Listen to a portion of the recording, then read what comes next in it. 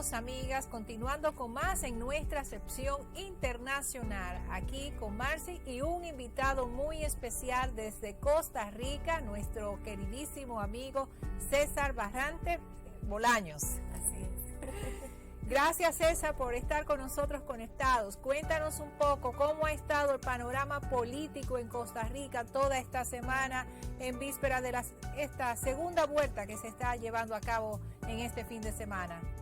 Primero que todo, saludos para ti y para Maxi, a quien es un gusto como siempre poder conversar con ella y con todos ustedes y con la audiencia que sigue este programa. Estamos ya a muy pocas horas desde la elección en segunda ronda acá en Costa Rica. Recordemos que la primera ronda se realizó el 6 de abril con una cantidad inédita de candidatos. Nunca en el país habían existido 25 candidaturas en la primera ronda, de las cuales salieron electos 2 para esta segunda ronda que será el día de mañana. ¿Cuáles son los candidatos? Bueno, uno de ellos es José María Figueres Olsen, quien representa al Partido Liberación Nacional, que es la agrupación más antigua del país, que nació después de la Revolución y la Guerra Civil de 1948. José Figueres Olsen ya fue presidente de la República en el periodo 94-98 y es hijo del que es considerado el caudillo y político más importante de Costa Rica en el siglo XX, su padre José Figueres Ferrer.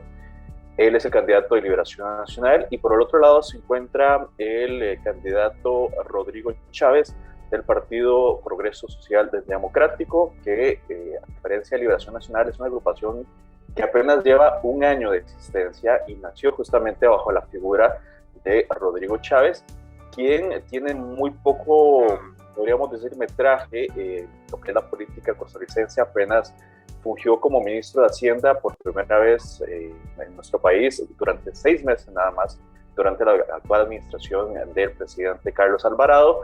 Renunció por diferencias con el mandatario y poco tiempo después empezó su carrera política y fundó este partido, que de manera sorpresiva se coló en la segunda ronda y ahora son ellos dos quienes van a enfrentarse por la presidencia de la República el día de mañana. Actualmente las encuestas les dan un empate técnico, por lo cual el pronóstico reservado a cualquiera de los dos podría ganar el día de mañana, y pues ese ha sido realmente que se ha mantenido durante estas semanas, donde los debates han sido bastante fuertes, sobre todo ataques personales entre los candidatos. César, ese ha sido uno de los temas que se han estado hablando, el tema del debate, de que si fue lo que la población esperaba, si no cumplió exactamente con lo que se quería en el momento. Tú como periodista, ¿qué nos puedes decir sobre esto?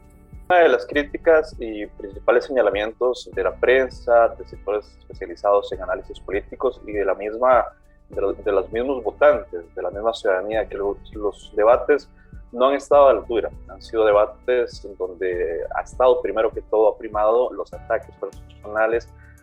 Recordemos que en el caso de Rodrigo Chávez, él estuvo involucrado en acusaciones muy serias de acoso sexual en su tiempo que estuvo trabajando para el Banco Mundial, tanto en la sede en Washington como en la sede en Indonesia.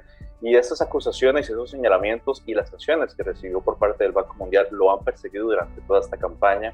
Ha sido objeto de señalamientos por parte del mismo candidato opositor, Figueres Olsen, José María Figueres Olsen, también de la prensa, y lo ha perseguido. Él ha negado en todo momento que se refirieran a esto como acoso sexual, que fue malentendido, que no es como tal como lo pintan, pero está bastante claro que el mismo Banco Mundial en su momento tuvo que sancionarlo por esas situaciones, que hubo acusaciones contra parte de funcionarias del Banco Mundial en Indonesia de actitudes impropias por parte del candidato, y esto lo obligó justamente a salir del Banco Mundial en el año 2019. Posteriormente a esto se convirtió en ministro de Hacienda del actual presidente Carlos Alvarado. Este ha sido uno de los señalamientos a Rodrigo Chávez. Otro es el que se ha dado justamente en estos meses de existencia del partido que él fundó, y es que se están investigando por parte del Tribunal Supremo de Elecciones 2 estructuras paralelas de financiamiento.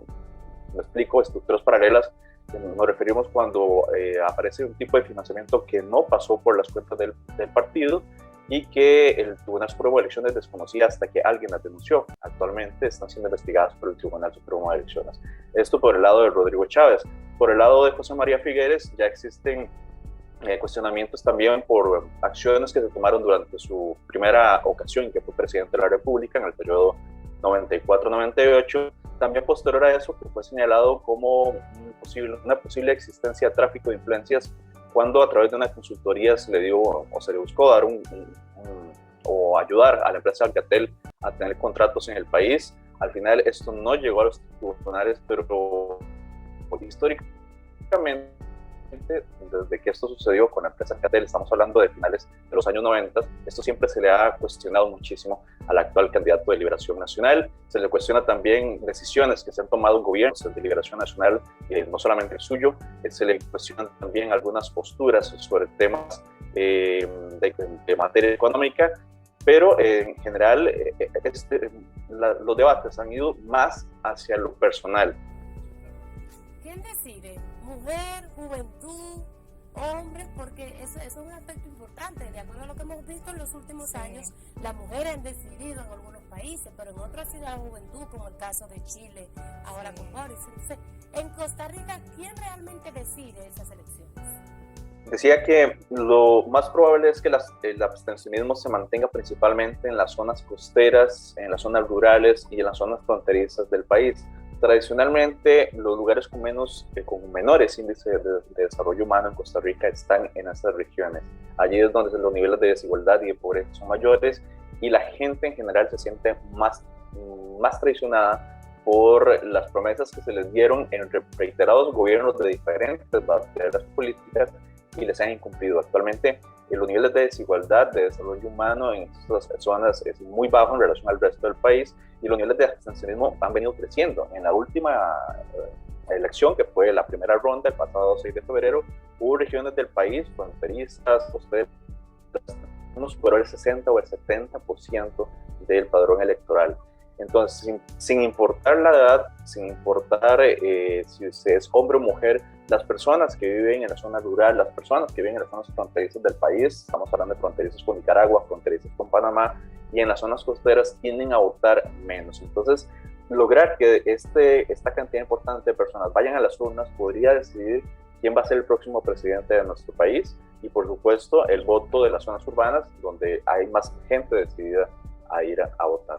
César, muchísimas gracias por esta entrevista que nos ha concedido. Deseamos lo mejor para el pueblo costarricense, que puedan tener unos resultados positivos en beneficio de los costarricenses. Muchísimas gracias. Masi, ¿quiere decir algo? Gracias mil, César.